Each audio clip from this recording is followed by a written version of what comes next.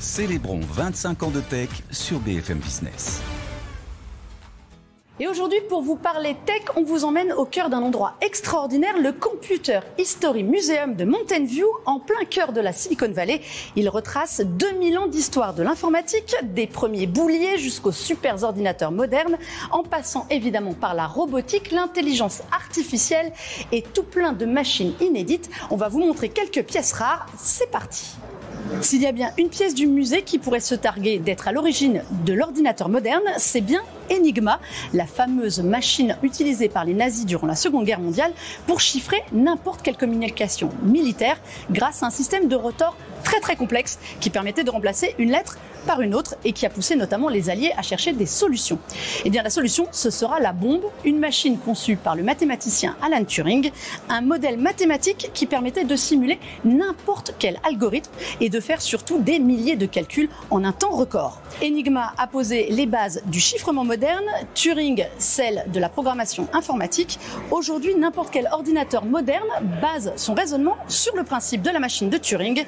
Turing, un inventeur qui ne connaîtra, lui, de son vivant, aucun ordinateur moderne.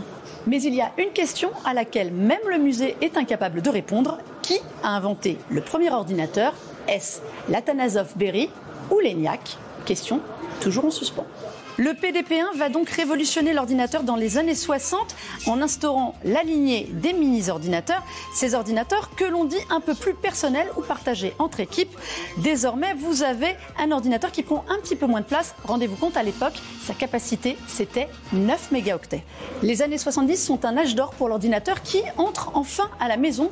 On parle d'Apple souvent, l'Apple 1, l'Apple 2 qui est ici, Commodore. Tous s'invitent dans la maison pour que l'ordinateur devienne un peu plus grand public. Et puis, parmi le public et les amateurs, il y a aussi les fans de PC. Ils vont avoir une révolution avec l'Altair 8800. Pour la première fois, un ordinateur peut être programmable par des amateurs, juste des fans. Et parmi les fans qui vont s'en apercevoir, on note deux noms très connus, Paul Allen et Bill Gates.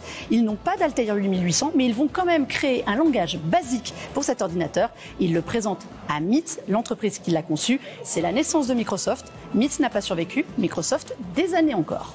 Le Computer History Museum fait aussi la part belle à la modernité. On y parle l'évolution du MP3 vers les services de streaming musical, de jeux vidéo, de World of Warcraft par exemple, mais aussi évidemment d'intelligence artificielle et de Elisa, le tout premier chatbot à l'IA qui date déjà des années 1950, ou encore de la voiture autonome.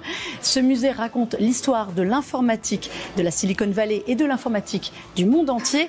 Aussi, en terre californienne, il y a un mot d'ordre.